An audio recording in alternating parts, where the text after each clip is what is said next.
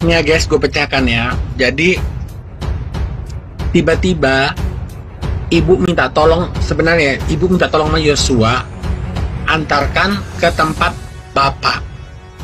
Nah, rupanya bapak lagi sama perempuan di suatu tempat.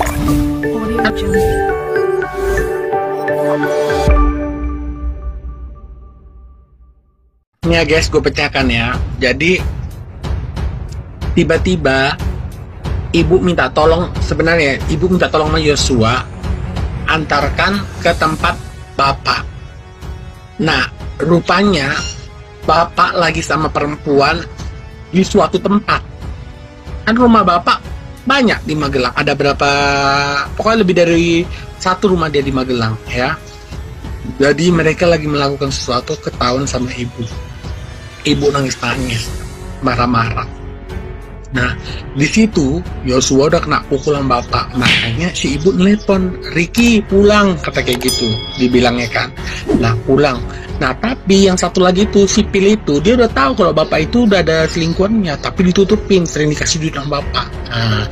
Nah, jadi si Ricky naik ke atas sama yang satu lagi, yang sok jadi polisi. Nah, itu sebenarnya guys. Nah, kemudian si Yosua dibawa.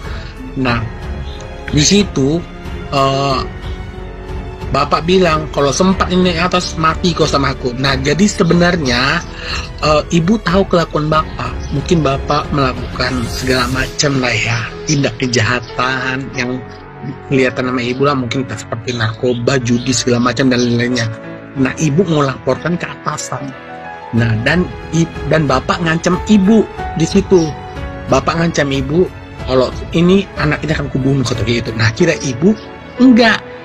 Nah, jadi akhirnya pagi itu bapak terbang langsung naik pesawat, udah stres dia kan, ya kan, naik pesawat sama ajudannya itu. Nah, disitulah ibu sampai di Jakarta langsung naik ke atas ke kamar, langsung tidur.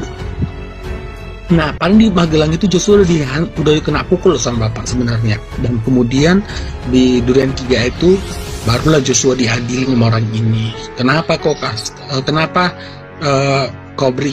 biarkan ibu datang ke tempat itu gitu sebenarnya kata kutipnya. Nah, kemudian ya itulah di sidang tiba kan bapak orang emosional banget ya kan, darah tinggi banget dia lah pokoknya.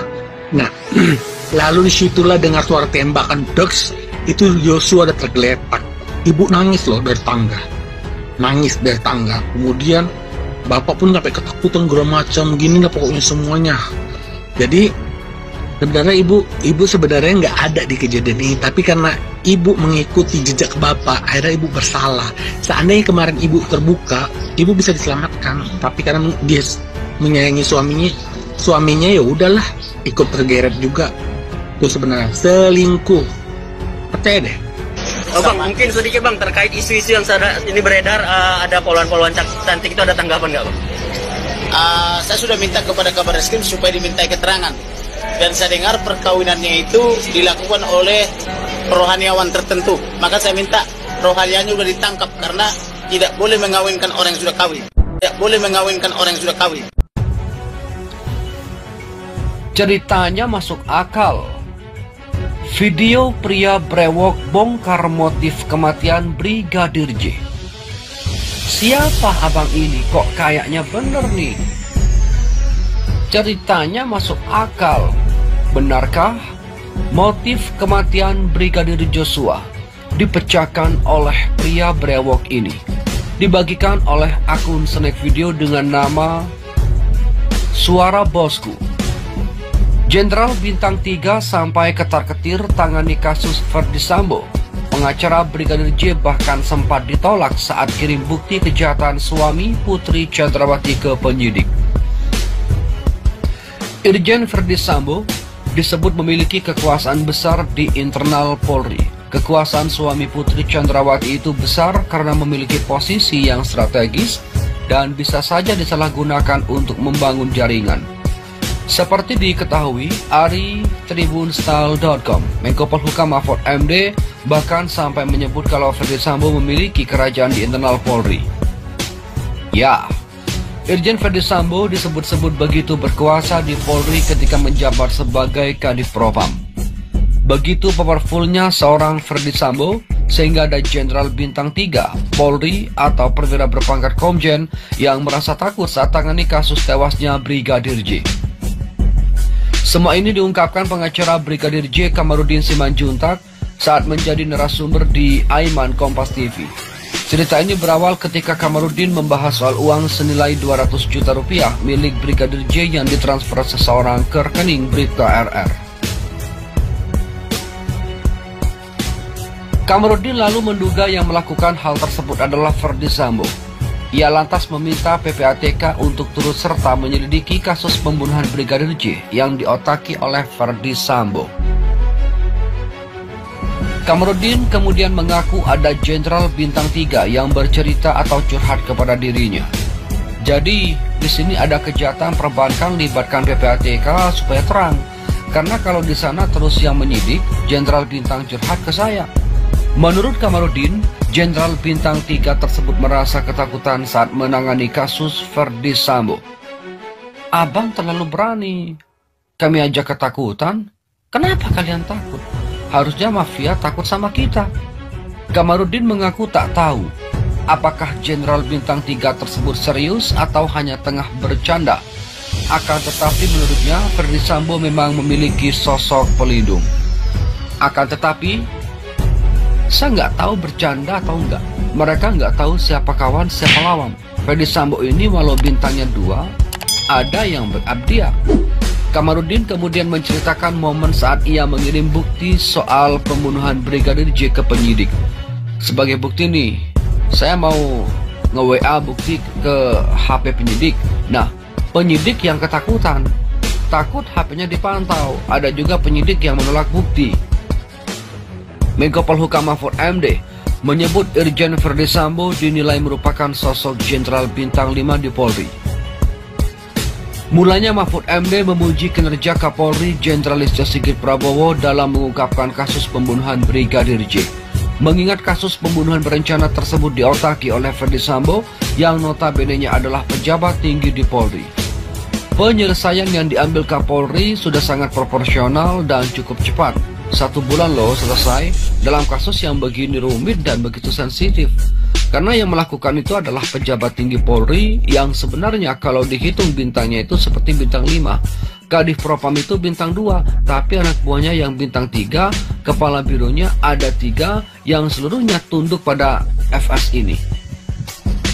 Mahfud MD lalu menyebut Ferdy Sambo adalah Jenderal Bintang 2 rasa bintang 5 karena dia ditakuti oleh banyak pihak. Ferdy Sambo mampu menembak seseorang, contohnya Brigadir J, lalu mengarang cerita terkait kejahatannya tersebut. Sehingga rasa-rasanya kalau di Polri itu Pak Sambo memang praktis bintang 5 karena semua takut pada dia.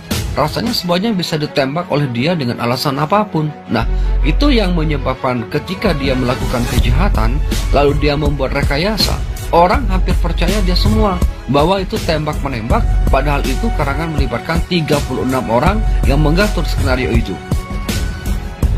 Bukan Ferdy Sambo, sosok anggota polisi pertama datangi TKP pembunuhan Brigadir J kini diungkap.